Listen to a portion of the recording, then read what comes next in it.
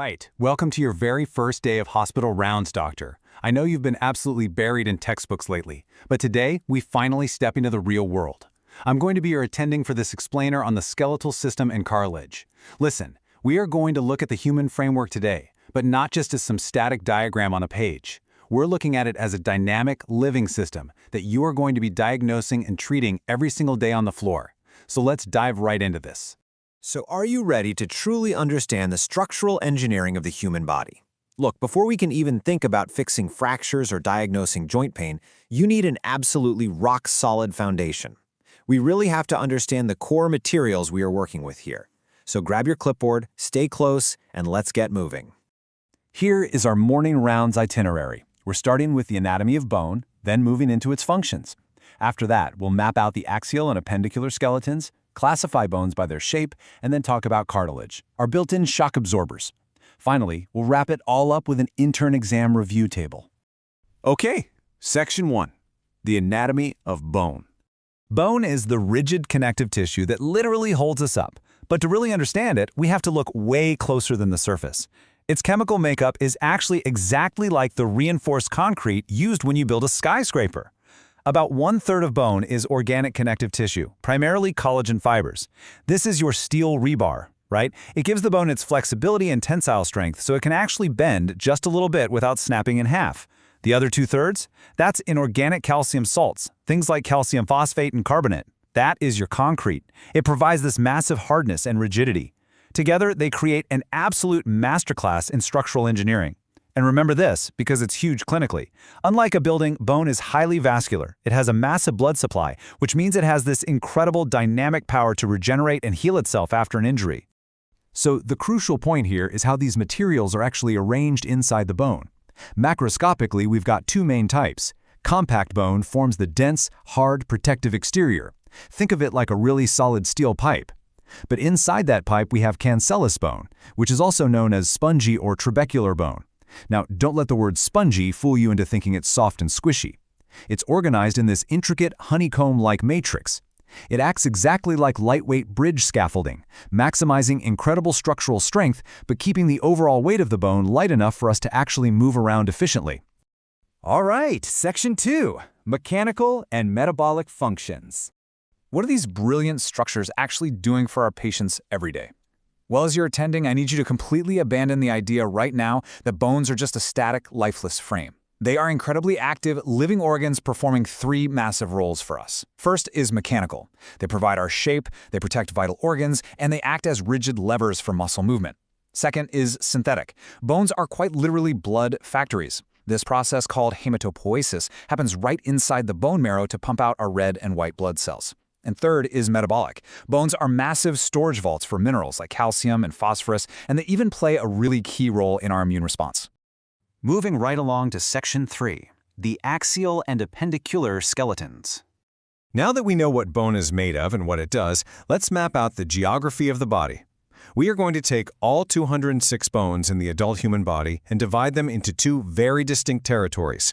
On one side, we have the axial skeleton, which makes up 80 bones. This is the central axis of the body, so your skull, your vertebral column, and your rib cage. Its primary job? Ultimate protection of your central nervous system and vital organs. On the other side, we have the appendicular skeleton, which consists of 126 bones. This includes your upper and lower limbs, plus the shoulder and pelvic girdles that attach them to the center axis. So, if the axial skeleton is all about central protection, the appendicular skeleton is all about action, locomotion, and physically interacting with the world around us. Section 4. Classifying bones by shape.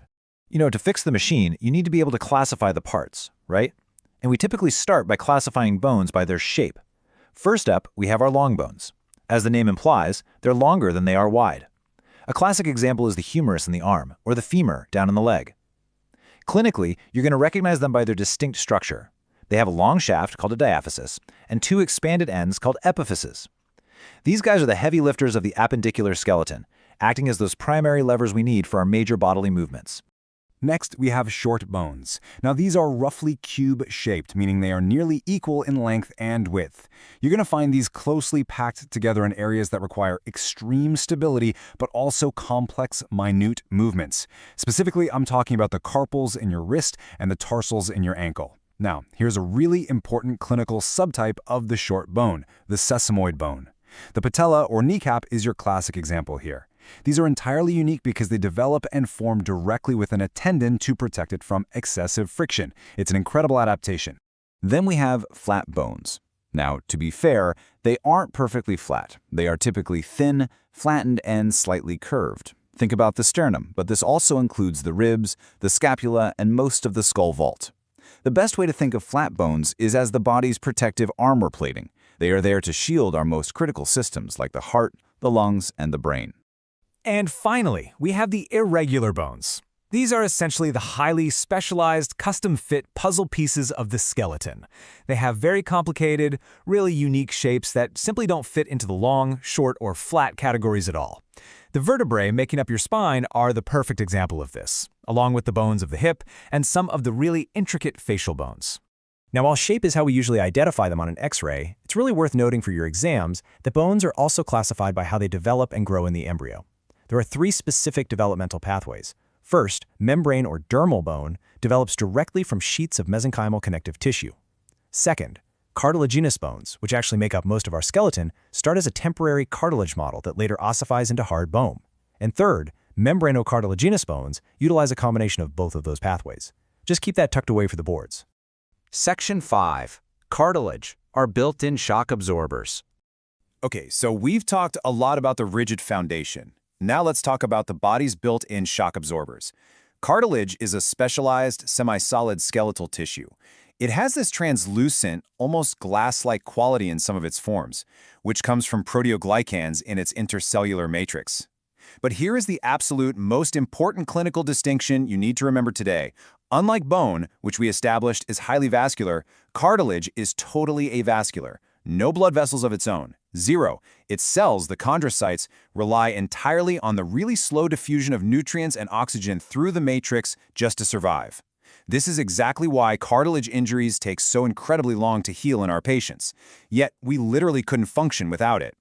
It provides support, creates those smooth sliding surfaces for our joints, and it's essential for the growth of long bones. And notice how the microscopic differences in cartilage totally dictate its physical function. On one hand, we have hyaline cartilage. Hyaline literally means glass-like, and you'd see that the matrix is clear and uniform with very few visible fibers. This is actually the most common type in the human body. In fact, it serves as our entire temporary skeleton when we are just a fetus. On the other hand, contrast that with fibrocartilage. It has thick, dense, wavy bundles of type 1 collagen fibers. This is the heavy-duty stuff, guys. It's built for immense strength and rigidity, which is exactly why it's used in high-stress areas like the intervertebral discs in your spine and the meniscuses in your knee. And the third type is elastic cartilage. Its matrix is completely packed with a closely woven, interlacing network of elastic fibers. This provides a highly flexible structure that just springs right back into shape. You'll find this wherever resilient flexibility is required, like in the auricle of your external ear. Go ahead and bend your ear right now. It just snaps right back, doesn't it?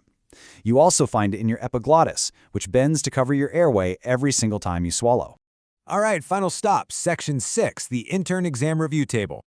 Okay, deep breath, intern. We have covered a lot of ground on rounds today. Now it is time to synthesize everything for those upcoming board reviews. But remember, committing these relationships to memory isn't just about passing a test. It's absolutely crucial for understanding your future patient's injuries. Let's walk through it briskly. Bone shapes: long bones are the levers in the limbs, like the humerus.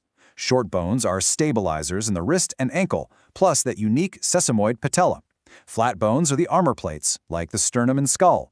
Irregular bones are the complicated puzzle pieces, like the vertebrae. Now for cartilage. Hyaline is the clear, widespread cartilage covering joint surfaces and making up the fetal skeleton. Fibrocartilage is the dense, shock-absorbing padding in your intervertebral discs. And elastic cartilage gives that springy, flexible shape to the external ear and epiglottis. Do yourself a favor and burn this table into your brain. So, we've essentially taken apart the rebar and concrete of the human body today. We've mapped out its protective armor, its levers, and its flexible shock absorbers.